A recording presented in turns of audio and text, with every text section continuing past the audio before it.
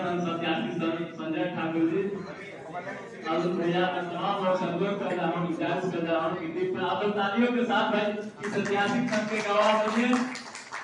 राष्ट्रीय प्रेस दिवस है, आप तमाम लोगों को मुबारकबाद। आप तमाम लोग इस ऐतिहासिक क्षण के गवाह बन रहे हैं। देश की प्रक्रिया पूरी हुई, तमाम साथियों ने अधिकारियों ने देश जलाया और इस ऐतिहासिक क्षण को यादगार बनाया। बहुत बहुत धन्यवाद। अब मैं कार्यक्रम को आगे बढ़ाते हुए अब सबसे अनुरोध है कि अपनी जगह दे दें, खाली हो जाए।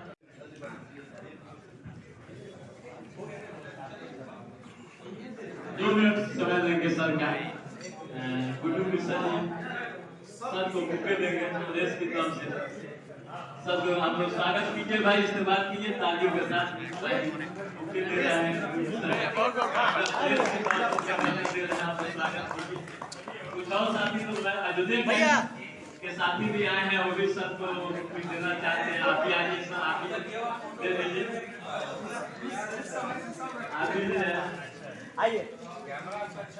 चलिए भाई स्वागत कीजिए, इस्तेमाल कीजिए भाई प्रेस दिवस का सबको अयोध्या टाइम्स की तरफ से लोग आगवास बना रहे हैं। आपको सम्मान किया, आप लोग रवि पकड़ स्वागत कीजिए। Thank you. इसी के साथ कार्यक्रम का समापन किया जाता है। हाथ लगा दीजिए। हाँ भैया, हम वहाँ भी है। हाँ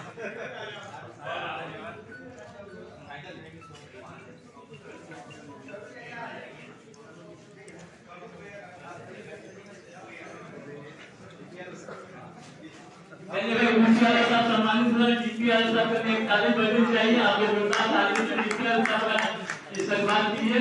डीपीआर साहब कार्यक्रम के रूए हवा है और उन्होंने काफी मेहनत की है आज के इस कार्यक्रम को सजाने और संभालने में। आप उनका स्वागत कीजिए। आप लोग कम से कम ताली बजा लीजिए उनके लिए। बहुत बहुत धन्यवाद, बहुत अच्छा रहा प्रोग्राम। अब इस कार्यक्रम का समापन बनता है। Thank you.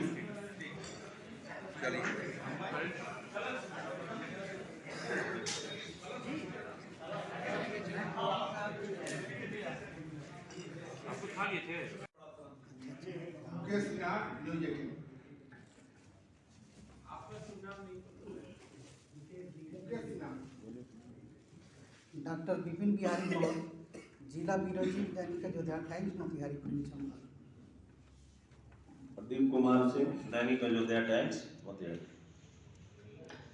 Anil Kumar, Dainik Ayodhya Times Motihari. Prashant Kumar, live cities Motihari. Purushottam Kumar, final post media house. Shashi Shekhar, final post और साथी एजेंट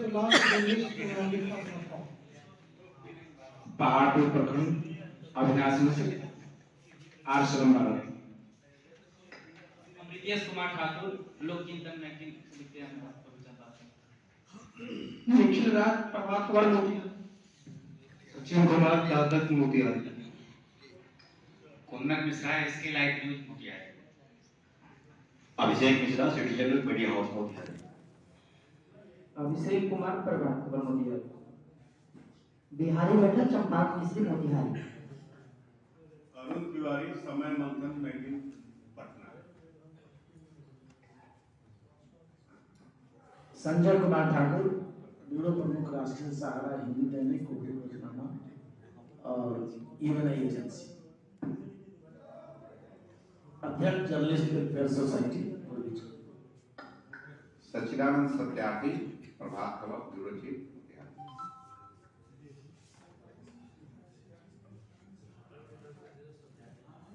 आप सभी को मेरा नमस्कार। मेरा नाम श्रेष्ठ अनुपम है। मंडल सदर के रूप में यहाँ पर अभी कार्यरत हूँ और आप लोगों से अभी तक जो है काफी चीजों पर आप लोगों ने ध्यान आकृष्ट किया है। प्रशासन का आप लोग जो है एक अभिन्न अंग है, हमारे तक समय से जो है पहुंचाते हैं। हमारा ध्यान इतनी आवश्यक चीजें हैं, लोगों का जो वो मंतव्य है वो हमारे तक लाते हैं। तो इसी तरह आप लोगों का सहयोग आगे बना है, यही गुजारिश है।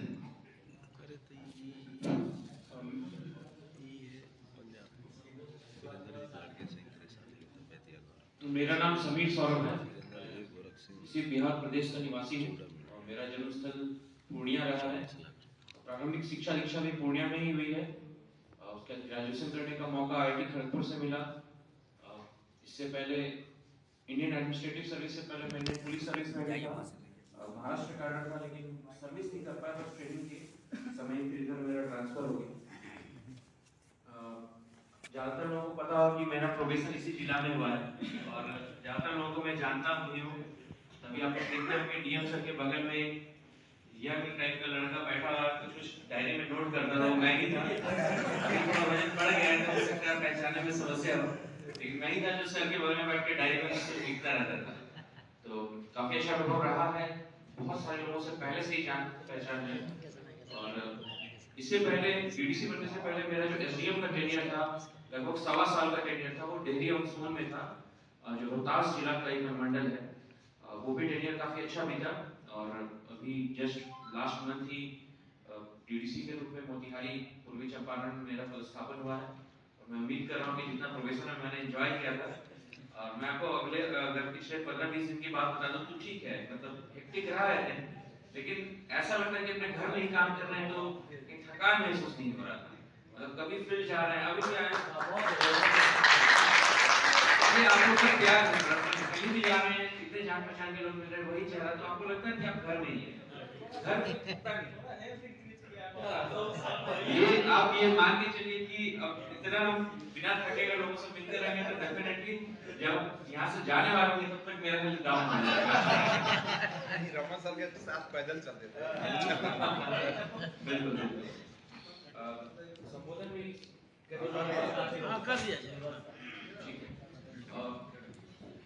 यहाँ पर उपस्थित हमारे जितने भी सीनियर पत्रकार बंधु हैं, कुछ लोगों का नाम मुझे आया है लिस्ट में। सचिदानंद जी से तो बहुत पहले से जान पहचान है हमारी, संजय जी, राजन जी, अरुण कुमार पांडे जी, राजन जी, कल ही हम लोग मिले थे, अमरेंद्र जी, गौरी शंकर जी, सत्येंद्र जी, आपसे बात हुई है हमारी, अरुण जी, सुधीश ठाकुर जी, आनंद जी, रत्नेश आनंद जी, और मैं कुछ लोगों का नाम शायद नहीं ले पाया, तो उसके लिए क्षमा प्रार्थी हूँ। मैं संबोधन इसी बात से स्टार्ट करूंगा कि सबसे पहले मैं क्षमा प्रार्थी हूँ कि समय से थोड़ा विलंब हो गया।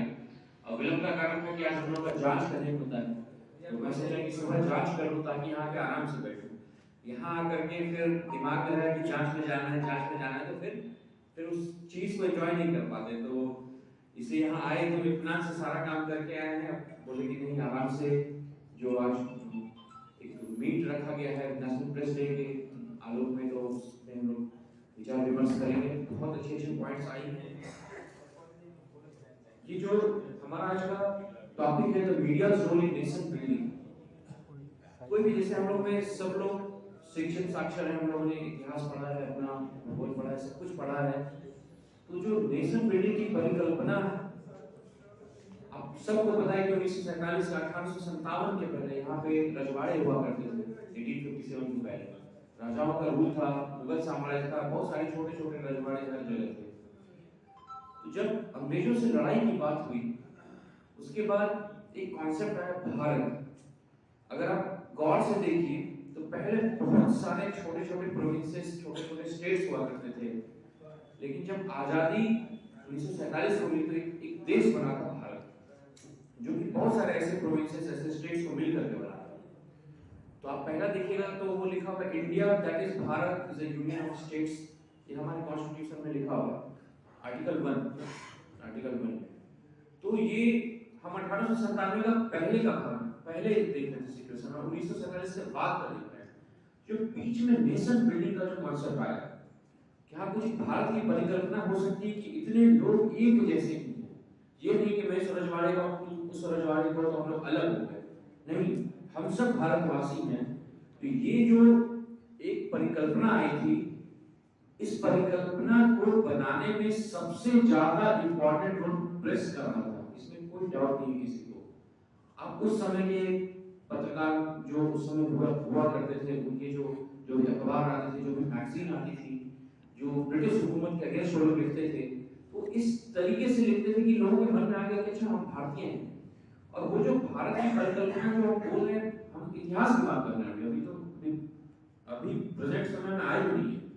इतिहास में ही नेशन बिल्डिंग का काम प्रेस ने कर दिया था, और उस समय के जितने भी आप देख रहे होंगे, हमारे जितने भी बड़े बड़े फ्रीडम फाइटर्स थे, सब के सब प्रेस से जुड़े हुए थे। कोई ऐसे फ्रीडम फाइटर नहीं थे जिनको कि प्रेस से जिसका कोई जुड़ाव ना रहा हो। लिखते थे, उस चीज को प्रोपेगेट करते थे, उस आइडिया को प्रोपेगेट करते थे। तो नेशन जो बना हमारा, जो चौथा स्तंभ जिसको हम बोलते हैं मीडिया प्रेस, उसका सबसे बड़ा इंपॉर्टेंट रोल रहा था। लेकिन जो टॉपिक है ये करंट सिनेरियो के बारे में डिस्कस करना है, media's role in nation building age of today. बहुत चीजें संजय ठाकुर जी जब बोल रहे थे तो संजय जी ने बहुत सारी बातें रखी उस समय। तो मैंने 2-3 पॉइंट लिखा है वहां पे कि एक जो रोल ऑफ प्रेस है वो कैसे इंपॉर्टेंट होता है नेशन बिल्डिंग में। देखिए, सबसे इंपॉर्टेंट चीज है कि जो सरकार है, जो सरकारी स्कीम्स है, वो लोगों के लिए बनी है। नेशन बिल्डिंग तभी होगा जब सबसे दबा कुचला जो वर्ग है उसका हम उद्धार कर पाए, उसके लिए हम कुछ कर पाए, उसका स्टेटस अगर इंप्रूव होगा तो पूरे देश का अपने आप इंप्रूव हो जाएगा। इसमें किसी को कोई शक नहीं है कि अगर आप लास्ट आदमी को, जो सबसे नीचे है, उसके लिए हमने कुछ काम कर दिया, उसका उत्थान हो गया, तो राष्ट्र का उत्थान अपने आप हो जाएगा। सिंपल से एग्जांपल हम देते हैं, एक आदमी है, वो है, उसको बेनिफिशियरी स्कीम, मान लीजिए उसको कुछ पेंशन स्कीम नहीं मिल रहा है, हमने उसको 500 रुपए दी है स्कीम में, ठीक है, 500 रुपए प्रति माह। बहुत लोगों के 500 रुपए प्रति माह कुछ नहीं हुआ, लेकिन वो 500 रुपए प्रति माह जो उसको गया, वो इकोनॉमी में उसने इन्फ्यूज किया, उसने कुछ खाने पीने का सामान खरीदा, कुछ खरीदा, तो वो पैसा फिर इकोनॉमी में घुस गया। तो जब इकोनॉमी में घुसता है पैसा, तो पैसा मल्टीप्लाई होता है।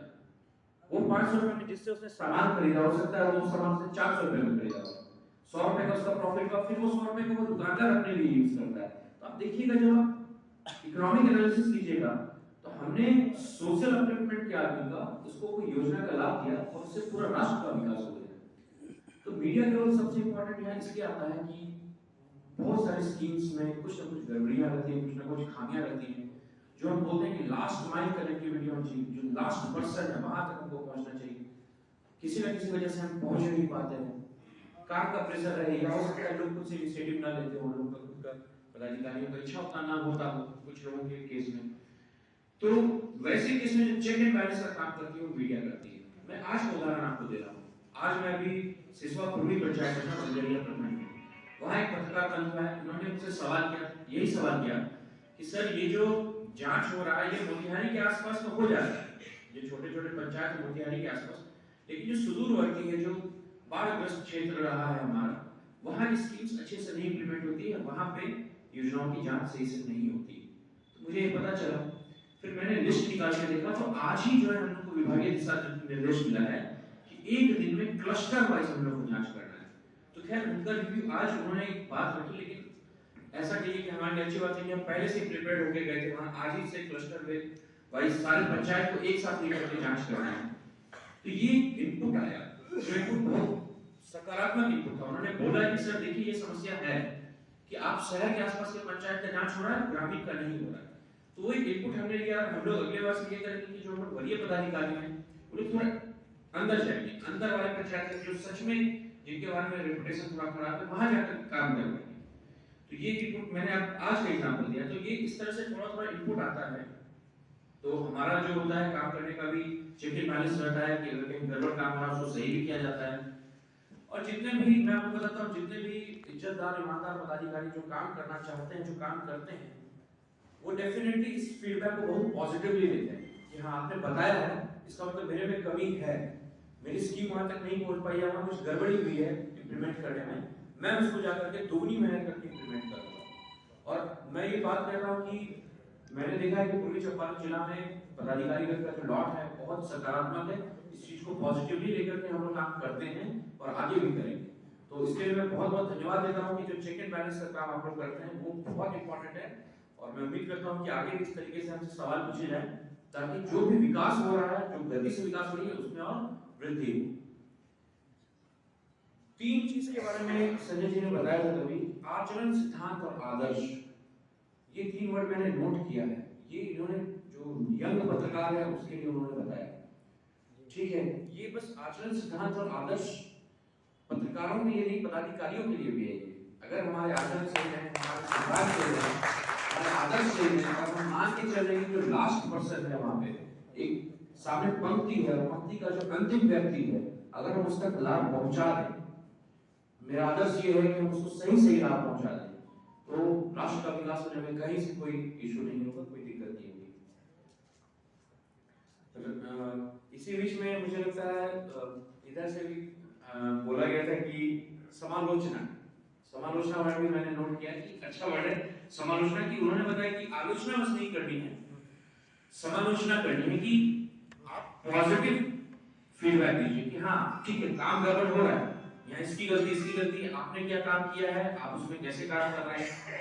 तो जब समालोचना होती है तो पॉजिटिव वे में भी पदाधिकारी लेकर के काम करता है कि सब ह्यूमन नेचर है, हम भी ह्यूमन है, आप भी ह्यूमन है।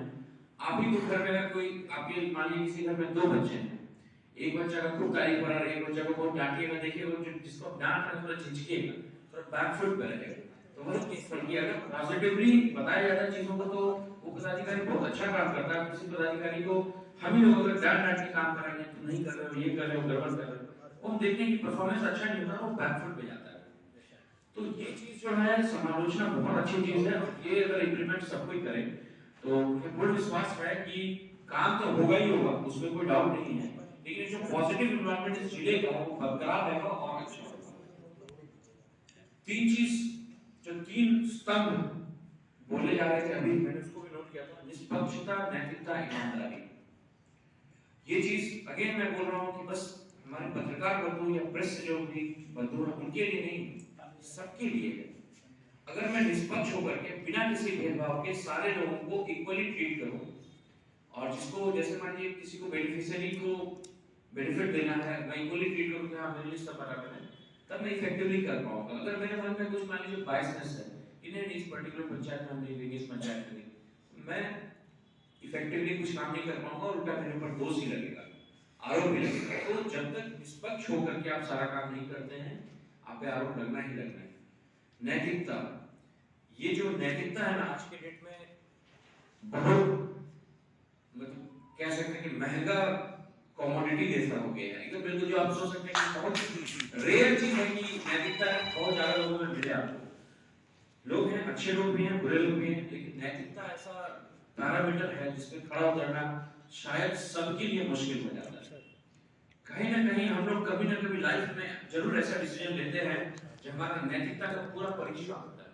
हम लोग पढ़ते हैं बहुत सारे एथिक्स में, हम लोग को पढ़ाते थे, वहां दिखाते थे कि हमेशा टोलरेंस रहता था, आप ये चूज कीजिएगा, ये चूज कीजिएगा, नैतिकता लगाइएगा तो आपसे बहुत ज्यादा कुछ हो नहीं पाता है।